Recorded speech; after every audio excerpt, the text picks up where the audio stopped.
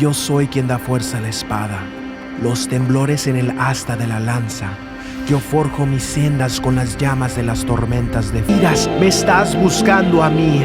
En el toque de los cuerpos soy yo a quien buscas. En los gemidos y anhelos soy yo a quien buscas. En el sueño ansiado, en la necesidad de ser visto. En el ámame, ámame, soy yo a quien buscas. En las maravillas que arrebatan el aliento. En el hambre jadeante, en el roce de un extraño que te hace sentir joven.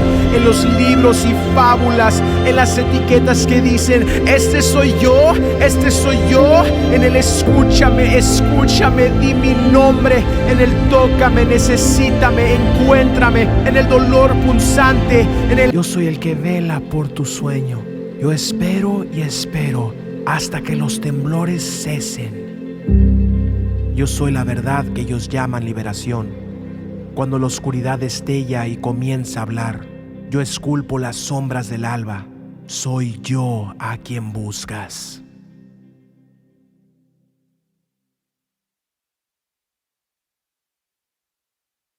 Muy buenos días, bienvenidos a la serie devocional Hechos que cambiaron el mundo. Mi nombre es Elvis Galarza, soy pastor en Guatemala. Les invito a acompañarme en este peregrinaje de 7 temas que cambiarán su vida. Hoy revisaremos el primer tema: ¿por qué necesitamos salvación? Esta pregunta parece estar fuera de contexto, porque aparentemente el hombre moderno piensa que no necesita ser salvado. Piensa que quizás sea posible de pronto la necesidad de salvación en el área financiera o emocional, pero del resto desestima que haya alguna necesidad de salvación. La verdad es que el hombre y la humanidad sí necesita salvación, porque ha infringido la ley de Dios. El hombre es culpable de delitos y pecados. Este asunto parece tema de fanáticos religiosos que quieren hacer que el hombre se sienta culpable, se siente incómodo. Pero no es así. Permítame explicarles y descubriremos juntos que toda la humanidad necesita la salvación. Dios, en su naturaleza, con todos sus atributos, santo, bueno, eterno, perfecto, justo, verdad, omnisciente, omnipresente, omnipotente, etc., crea todo lo visible como lo invisible. Esto lo podemos encontrar registrado en Génesis capítulo 1, verso 1. En el principio creó Dios los cielos y la tierra. Dios crea el tiempo, el espacio y la materia. Al crear todo, define lo que es cada elemento. Así determinó los conceptos. Luego establece el por qué y para qué. Así define las leyes que rigen a todos los elementos creados, tanto en lo externo como lo interno. Y así toda la creación es buena en gran manera. Partiendo de esta base, podemos nosotros concluir que todo lo que se ajusta a lo determinado por Dios tiene la característica de bueno, justo, correcto, santo, verdadero, y lo que no se ajusta es malo, injusto, incorrecto, no santo, mentira, etc.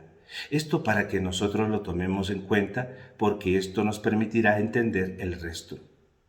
En Génesis capítulo 1, verso 27 leemos: y creó Dios al hombre a su imagen, a imagen de Dios lo creó, varón y hembra los creó.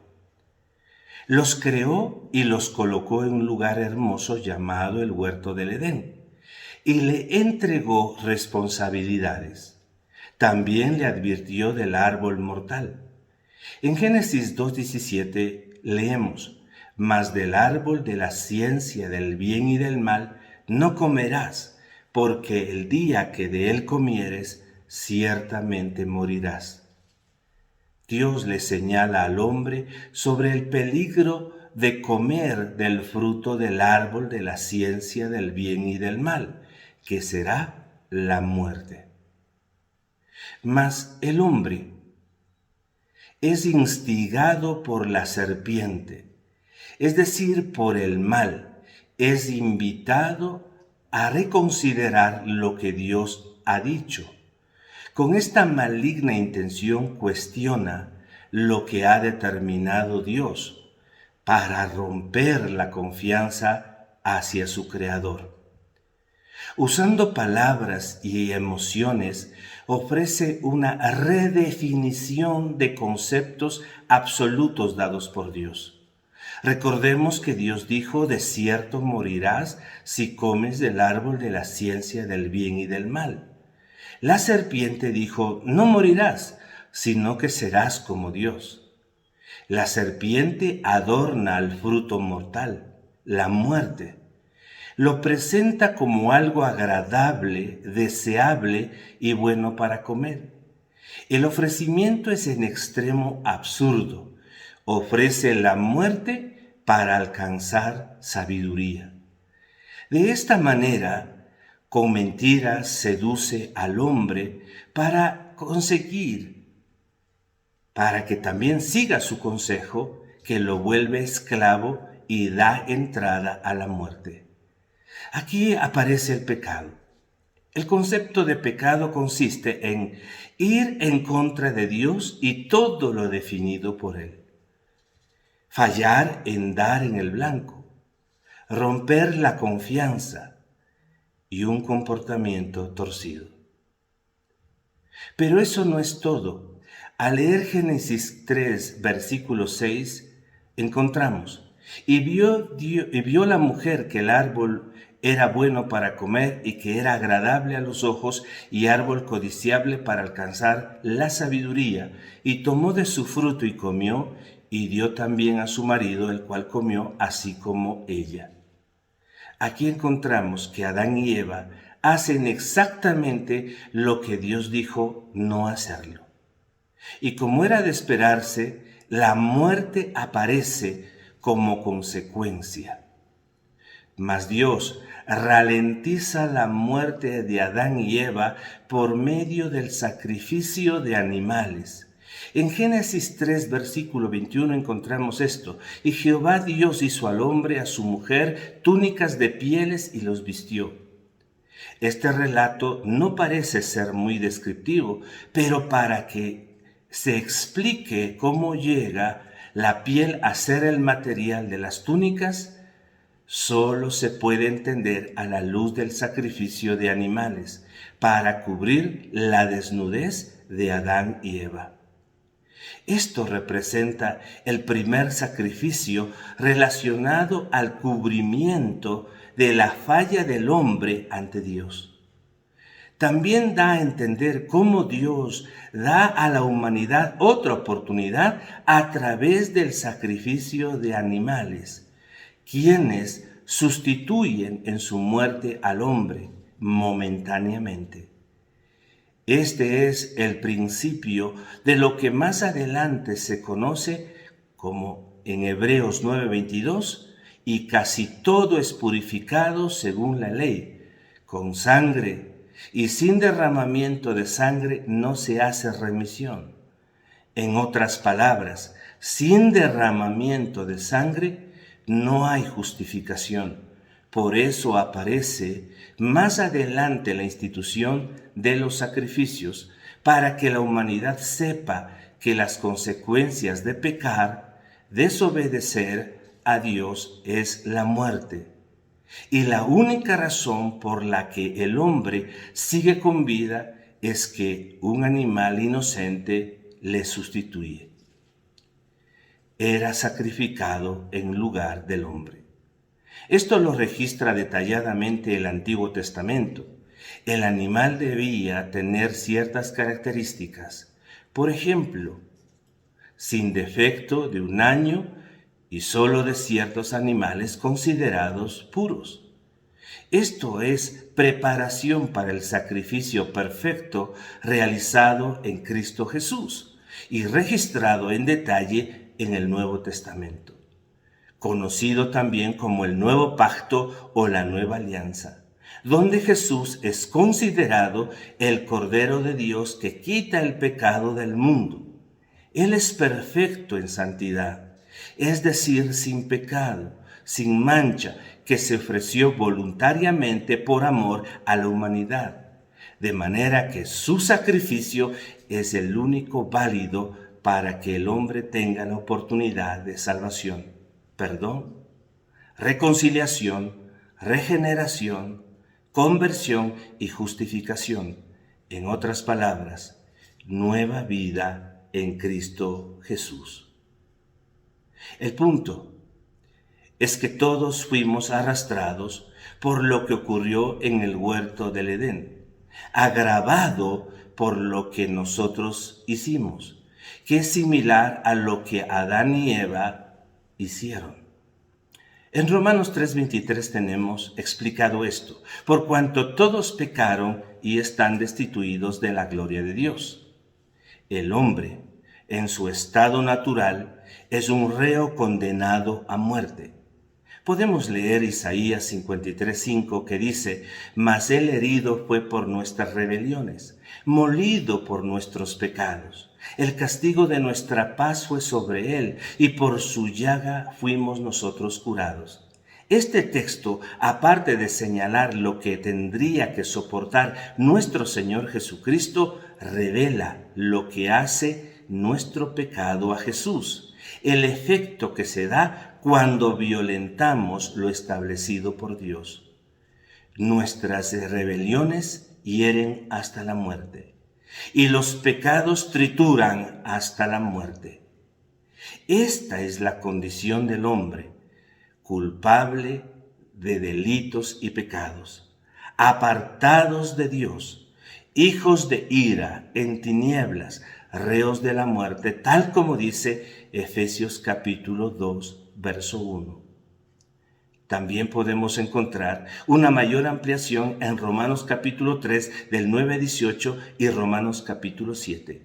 Allí encontraremos que el estado natural del hombre, sin conocer a Jesús, como se puede notar, está completamente corrompido, lo que le hace irreparable.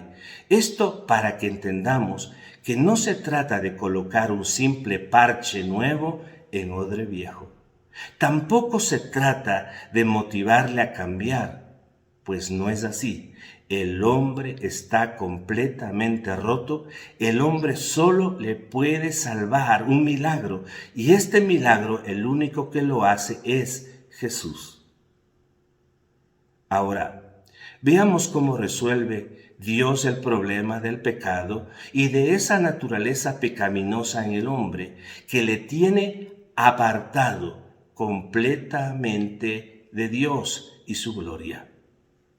En Romanos 6:23 leemos: porque la paga del pecado es muerte, mas la dádiva de Dios es vida eterna en Cristo Jesús, Señor nuestro.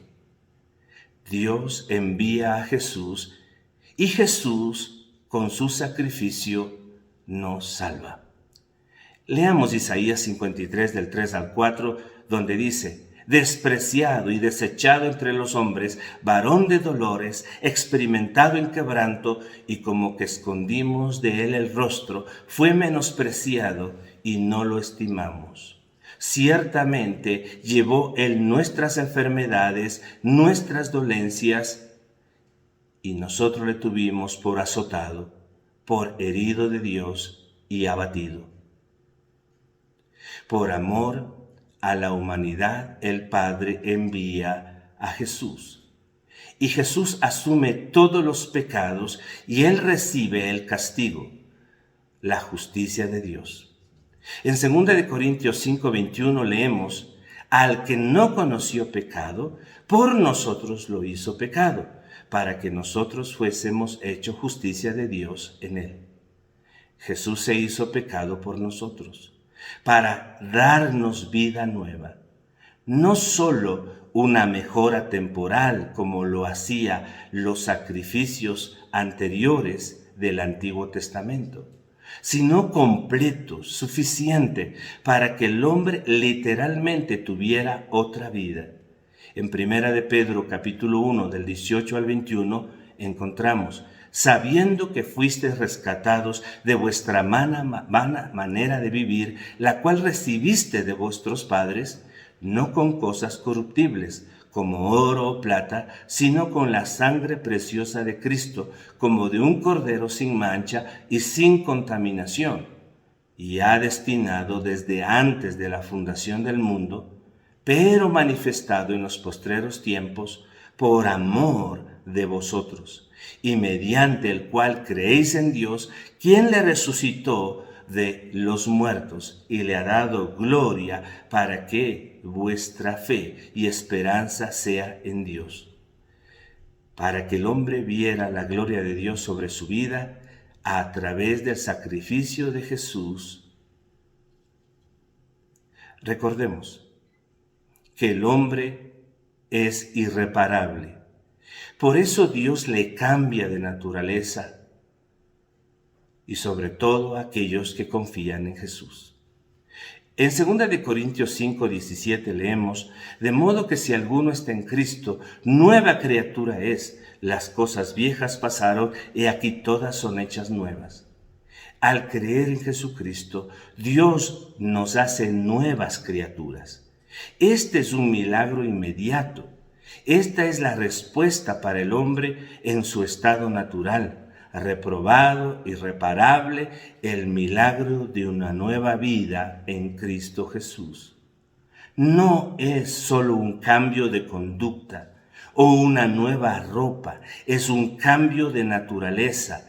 Esto se explica claramente en Juan capítulo 1, versos 12 y 13. Mas a todos los que le recibieron, a los que creen en su nombre, les dio la potestad de ser hechos hijos de Dios, los cuales no son engendrados de sangre, ni de voluntad de carne, ni de voluntad de varón, sino de Dios.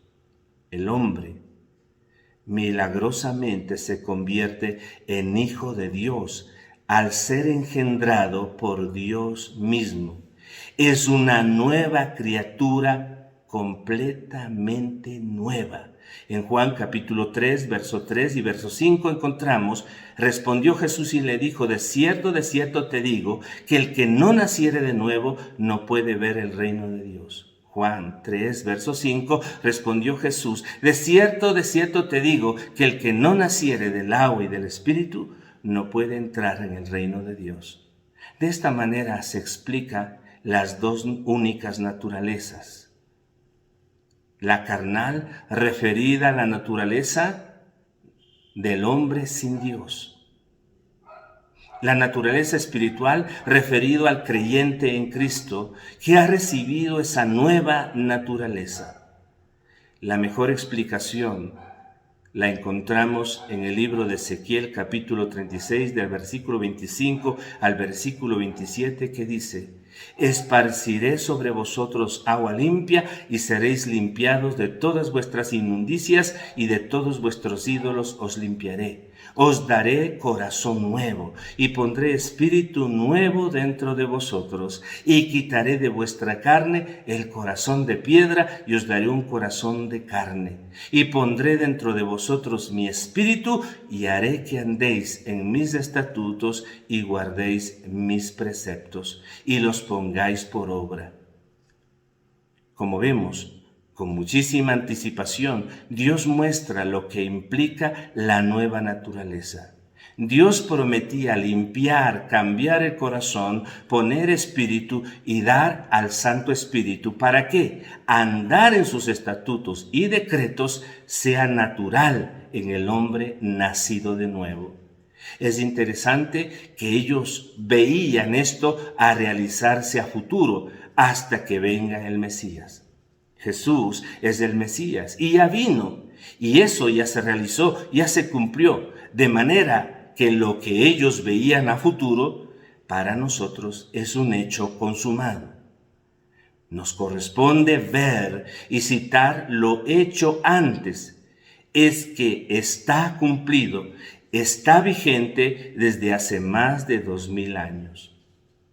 En Romanos capítulo 8, del verso 5 al 9 leemos: porque los que son de la carne piensan en las cosas de la carne, pero los que son del Espíritu en las cosas del Espíritu, porque el ocuparse de la carne es muerte, pero el ocuparse del Espíritu es vida y paz.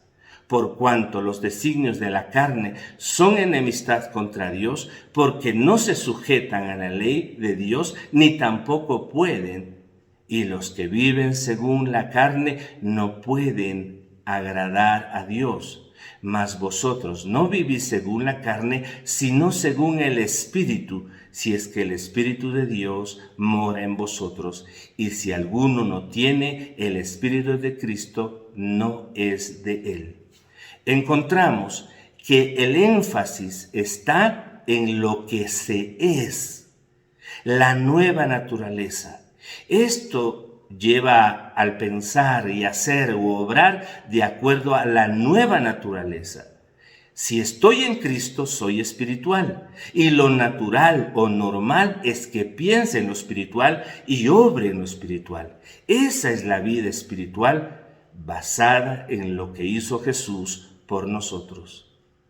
Como vemos, ya no se trata de lo que queremos ser, sino de lo que somos por y en Cristo.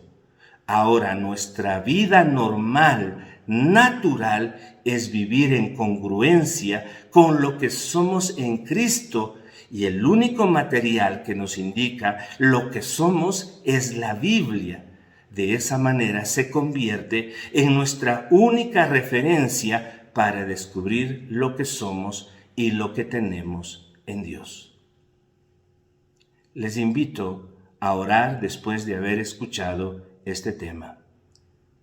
Bendito Señor, te damos gracias porque nos das la oportunidad en esta serie de devocional aprender, descubrir y, Señor, darte gracias por todas esas obras maravillosas que has hecho en nosotros, pero sobre todo porque la muerte de nuestro Señor Jesús en realidad para nosotros es vida.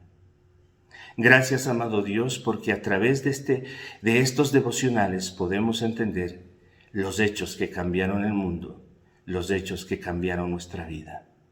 Ayúdanos a continuar dentro de este maravilloso descubrimiento y de esta manera, afirmados, arraigados en el Señor, podamos nosotros seguir creciendo y llegar a la estatura y a la plenitud de nuestro Señor Jesús. En el nombre de Jesús. Amén.